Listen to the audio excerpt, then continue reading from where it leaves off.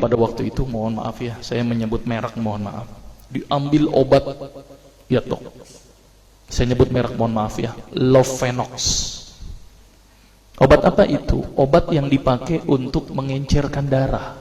Biasanya diberikan pada penderita penyakit jantung, stroke, dan gangguan bekuan darah. Lovenox.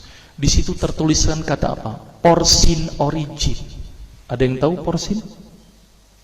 Ada yang tahu? Nggak ada yang tahu. Berarti kalau dokter ngeresepin obat apa aja ditelan semuanya nih. Masya Allah. Porsin itu isinya pak, babi pak.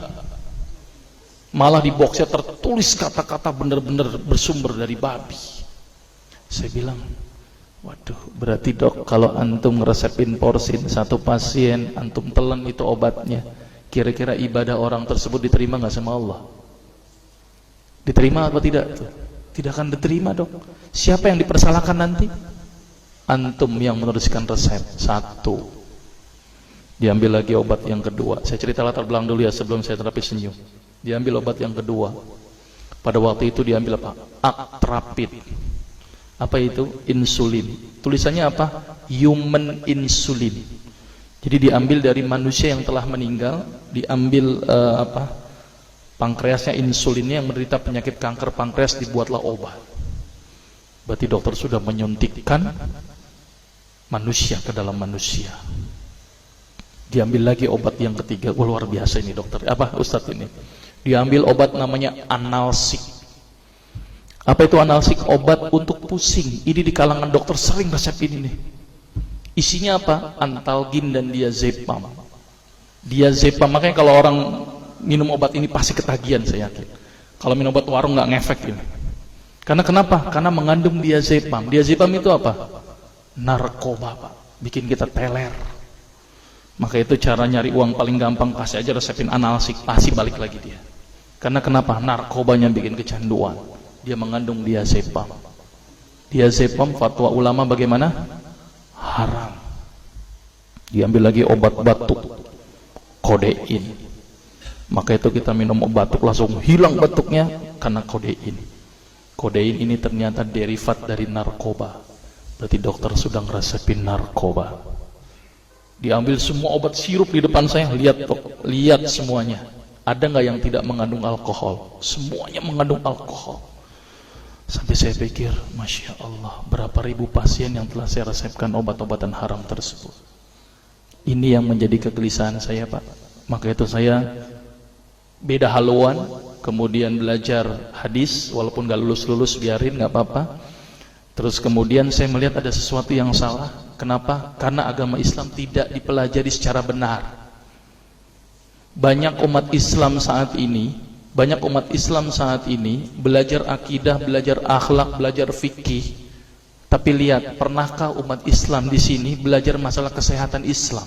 Sedikit sekali. Kajian-kajian tentang kedokteran Islam hampir tidak ada. Makanya tidak heran sekarang umat Islam yang notabene hebat menurut saya katanya, tapi ternyata banyak yang sakit karena dilupakan aspek ini. Mudah-mudahan ini menjadi awalan kita untuk mengkaji, karena kajian ini rutin pak. Jadi saya mengisi kaji di beberapa kantor di Jakarta itu per kali pertemuan, per hadis. Dan itu berhubungan dengan masalah kesehatan semuanya. Jadi ternyata Allah ini menurunkan ibadah, memerintahkan kita untuk sholat, puasa, tahajud, semuanya ini bukan untuk kepentingan Allah pak. Allah nggak butuh sholat kita, Allah tidak butuh puasa kita. Ternyata Allah menurunkan ibadah adalah bentuk rasa sayang Allah kepada barang ciptaannya, yaitu manusia. Seperti halnya orang menciptakan motor, mobil, maka di maintenance itu dengan adanya servis. Maka Allah juga memaintenance barang ciptaannya, yaitu manusia, dengan servis. Servis yang dilakukan adalah dengan ibadah. Jadi kalau seandainya kita tidak melakukan ibadah, sama aja tidak mau servis diri kita sendiri. Saya akan terangkan ternyata semua amalan yang dicontohkan Rasul itu bermanfaat dari sisi kesehatan. Saya akan mulai nanti dengan terapi senyum ya. Ini lewat saja. Ini saya mohon maaf nyebutin obat-obatannya, mohon maaf ya. Ini juga mengandung plasenta. Plasenta itu ari-ari ya. Jadi di luar negeri itu ari-ari dipakai obat pak. Kalau di Indonesia diapain pak? Dikubur, kadang-kadang pakai apa? Kaca, pulpen, buku, kadang-kadang pakai kurungan ayam. kreatif, tapi kreatif nggak benar, gitu ya. Di sana ini obat Lovenox namanya ya, jadi bersumber babi. Ini yang mengandung narkoba. Wah, dulu tuh saya kalau jadi dokter gila-gilaan pengasih narkoba, Pak. Setiap ibu hamil, setiap ibu datang dengan bawa anak kecil, itu anak kecil pasti saya kasih narkoba, Pak. Kenapa? Karena ibu-ibu paling seneng kalau anaknya datang terus kemudian tidur pules. Wah, seneng banget tuh ibu-ibu. Apalagi obatnya yang tokcer, paling seneng itu orang. Maka itu saya kalau ngasih obat antibiotik dulu nggak namanya amoxicillin, ampicillin, nggak level buat saya. Apa yang saya kasih? Cephalosporin. Obat turun demam aja nggak ngefek, menurut saya cuma 500 mg, Pak. 650. Dan selalu anak kecil datang kan alasannya takut kejang. Selalu saya tambahkan apa ini, Pak? Luminal. Saya dulu bandar narkoba, Pak, tapi legal, resep. Makanya itu saya banyak dosa ini. Mudah-mudahan ini bisa menembus dosa saya nanti di akhirat. Ya, ini insulin ya. Ini kosmetik yang